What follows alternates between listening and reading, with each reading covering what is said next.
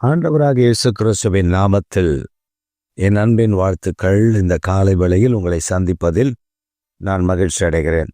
இன்றைக்கு நம்முடைய தியானத்திற்காக நாம் தெரிந்து கொள்கிற வேத வசனம் எபிரேயருக்கு எழுதின நிருபம் 11ஆம் அதிகாரம் 1ஆம் வசனம். விசுவாசமானது நம்பப்படுகிறவைகளின் உறுதியும் காணப்படாதவைகளின் நிச்சயமுமாய் இருக்கிறது. விசுவாசமானது நம்பப்படுகிறவைகளின் உறுதி, காணப்படாதவைகளின் நிச்சயம். இன்றைக்கு நமக்கு தேவை அந்த விசுவாசம். விசுவாசத்தை காண முடியாது, ஆனால் நம்ப முடியும். ஏன் விசுவாசத்தை காண முடியாது? ஒரு குருடன் வருகிறார், அல்லது ஒரு முடவன் வருகிறார், ஒரு சப்பானி வருகிறார், ஒரு திமிர்வாதக்காரன் வருகிறார். இவர்களை நாம் பார்க்கிறோம். ஆனால் இவர்கள் சுகம் அடைவார்களா அடைய மாட்டார்களா நமக்கு தெரியாது. ஆனால் விசுவாசம் நமக்குள்ள இருந்தா அவர்கள் சுகம் அடைவார்கள் அடைய மாட்டார்கள் என்பதை நாம் அறிவிக்க முடியும். விசுவாசம்தான் நம்பப்படுகிற உறுதி. ஆனா அது காண முடியாது, நமக்கு கண்ணுக்கு தெரியாது. செயல்பாட்டில் தான் அது வரும். கர்த்தர் அப்படிப்பட்ட காரியங்களை செய்வார்.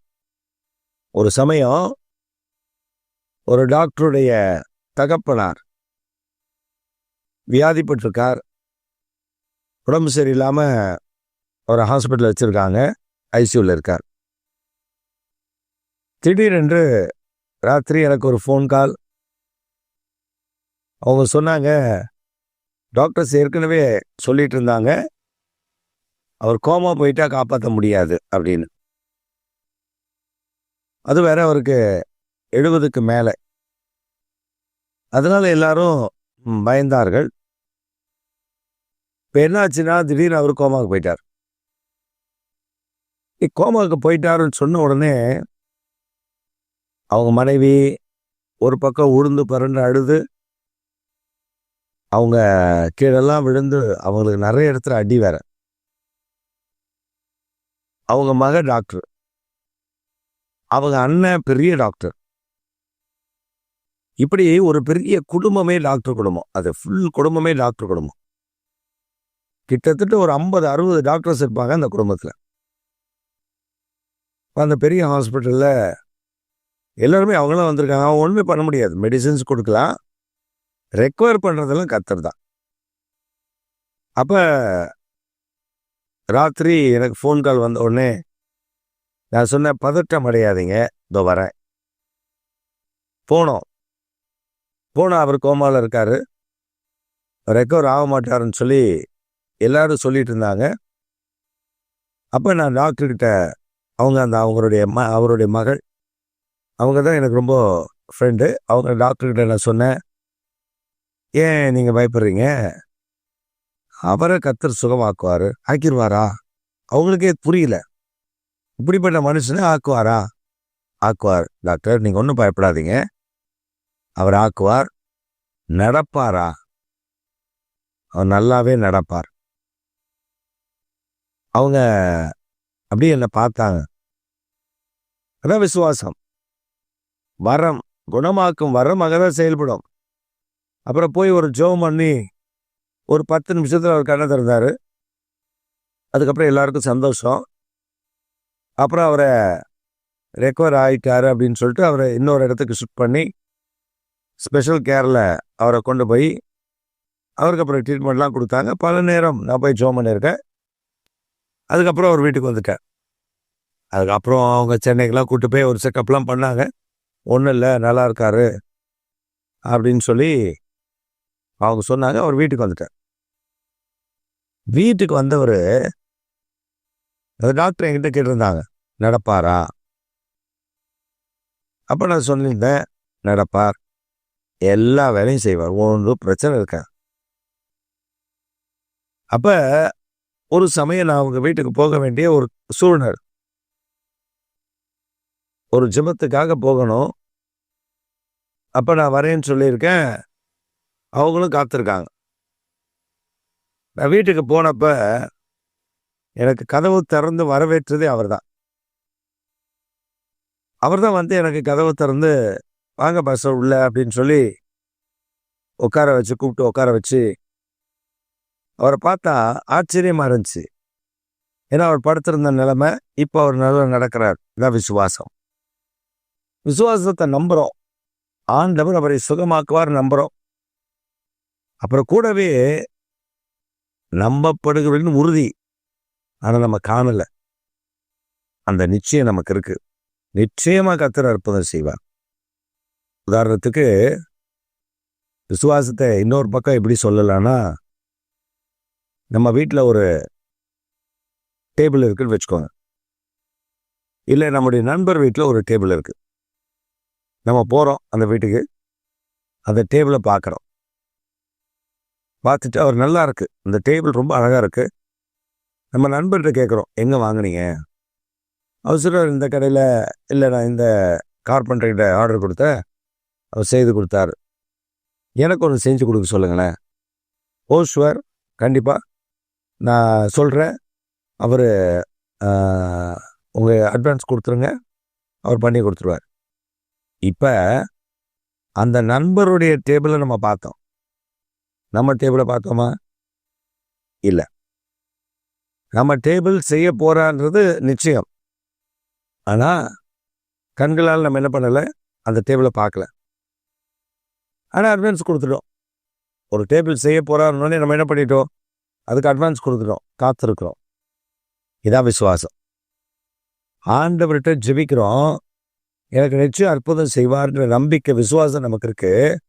அந்த விசுவாசத்தில் நாம் காரியத்தை காணலை, ஆனால் நம்ம விசுவாசிக்கிறோம், ஆண்டவர் எனக்கு அற்புதம் செய்வார். நீங்கள் அட்வான்ஸ் கொடுத்தாச்சு. இப்போ அட்வான்ஸ் கொடுத்ததுக்கப்புறம் நீங்கள் பார்த்தீங்கன்னா சில நாட்கள் அது வருது. முழு தொகையும் கட்டி அது வீட்டுக்கு கொண்டு வரும்போது தான் நமக்கு ஒரு பெரிய சந்தோஷமே, ஒரு பெரிய மகிழ்ச்சியே, ஒரு பெரிய ஆர்ப்பாட்டமே. நம்முடைய வாழ்க்கையில் விசுவாசம் ரொம்ப முக்கியம். எல்லா விஷயத்துலையும், தொழிலில், ஊழியத்தில், குடும்பத்தில், பிஸ்னஸில், எல்லாவற்றிலையும் நமக்கு விசுவாசம் ரொம்ப முக்கியம். அவர் மேலே வைக்கிற விசுவாசம். காலையில் எழும்பி நல்ல ஜெபம் பண்ணிட்டு உங்கள் வேலைக்கு நீங்கள் போய் பாருங்க, கர்த்தர் உங்கள் நடுவில் இருப்பார், அற்புதங்களை அவர் செய்வார். ஆனால் எழும்பினோடனே ஒரே புலம்பல், இன்னைக்கு எப்படி அமையுமோ, இன்னைக்கு என்ன நடக்குமோ, இன்னைக்கு என்ன என்ன காரியங்கள் வருமோ, புலம்பிக் கொண்டே இருக்கிற ஒரு கூட்டத்தை நீங்கள் பார்க்க முடியும். அந்த புலம்பல் கூட்டத்திலாம் ஆண்டவர் ஒன்றுமே செய்ய முடியாது. நமக்கு தேவை விசுவாசம் என்கிற வரம். இந்த விசுவாச வரம் தான் நம்ம போகிற விடத்திலையும் அற்புதங்களை காண செய்யும். கடுகள விசுவாசம் இருந்தா, ஆண்டவர் சொல்லியிருக்காருல்ல, கடுகள விசுவாசம் இருந்தா இந்த மலையை பார்த்து பெயர்ந்து சமுத்திரத்தை தள்ளிட்டு போனால் போயிடும். இதான் விசுவாசம். அந்த கடுகள விசுவாசம் வேணும் இல்லை? நமக்கு என்ன நடக்குது? கடுகள விசுவாசம் இல்லை. நமக்கு மலையளவு விசுவாசம் இருக்கிறத நினச்சிக்கிறோம், ஆனால் கடுகள விசுவாசம் இல்லை. அந்த விசுவாசம் நமக்குள்ள இருந்தா, ஆபிரகாம் விசுவாசித்தான், அது அவனுக்கு நீதியாக எண்ணப்பட்டது. தேவனை அவன் விசுவாசித்தான். குழந்தைல ஆண்டவர் குழந்தையை தருவேன்னாரு, அவன் விசுவாசித்தான், அவ்வளோதான். உடனே குழந்தை வந்துருச்சா? இல்லை, உடனேலாம் குழந்தை வரல. வாக்கு தத்தம் பண்ணப்பட்ட குழந்தையை பெற்றெடுக்க he has to wait. அவன் காத்திருந்தான். ஆனால் விசுவாசத்தில் அவன் சோர்ந்து போல, தளர்ந்து போல. சரீரம் தான் ஏன் செத்து போச்சு, வாக்கு தத்தம் சாகல. வாக்கு தத்தம் பண்ணினவர் உண்மையுள்ளவர். அப்போ நம்முடைய வாழ்க்கையில் ஒரு விசுவாசத்தை கைவிட்டவே கூடாது. வாழ்க்கையில் விசுவாசத்தில் சோர்ந்து போயிடக்கூடாது, தளர்ந்துடக்கூடாது. தைரியத்தோடு முன்னேறணும். அந்த விசுவாசத்தை கொண்டு ஜெயிக்கணும். உலகத்தை ஜெயிக்கிற ஜெயம். விசுவாசமே உலகத்தை ஜெயிக்கிற ஜெயம். கிரி இல்லாத விசுவாசம் இருக்கக்கூடாது, கிரி இருக்கணும். என்ன கிரி இருக்கணும்? நான் விசுவாசிக்கிறேன், கர்த்தர் அற்புதம் செய்வார். அது இல்லாம சும்மா போய் எனக்கு விசுவாசம் இருக்கு அப்படின்னு சொல்லி பிசாசோட்ட போடணும். அப்படிதான் இந்த ஆசாரியனுடைய 7 குமாரர்கள் பவுல் பிசாசோடுறத பார்த்துட்டு தாங்களும் அந்த நாமத்தின் மேல் நம்பிக்கை வைக்கிறார். விசுவாசம் இருக்கு. வர 7 பேர் ஒரு ஆவிக்கிட்ட இயேசு நாமத்துல போ. அது எப்படி சொல்றா? பவுல் சொல்ற இயேசு நாமத்துல போயிரு. உடனே அதை பார்த்து சிரிக்குது. இந்த 7 பேரை பார்த்துட்டு சொல்லிச்சு, எம்மளே உங்களையும் தெரியும், பவுலையும் தெரியும், இயேசுவையும் தெரியும், யாருக்கிட்ட அப்படின்னு வேதம் ரொம்ப தெளிவா சொல்லுது. அதை நீங்க வாசிச்சு பார்த்தீங்கன்னா ரொம்ப ஜோக்கா இருக்கும், ஆனா வருத்தமாகவும் இருக்கும்.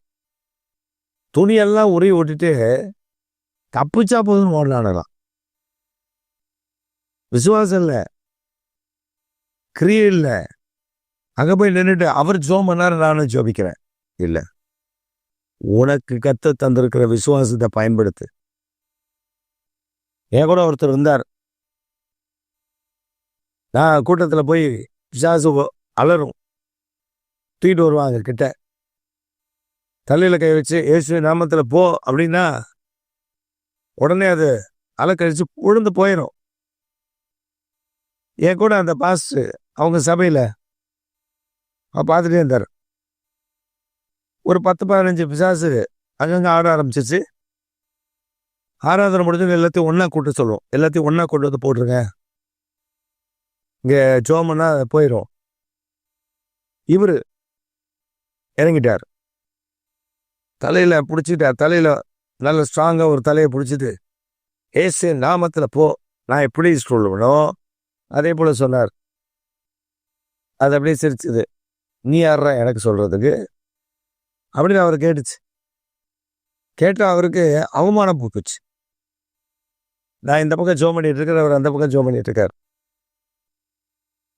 நான் ஜோம் பண்ற நபரை விட்டுட்டு டக்குன்னு திரும்பி அந்த அம்மா மேல கையை வச்சு இயேசுவின் நாமத்துல போனது போயிடுச்சு.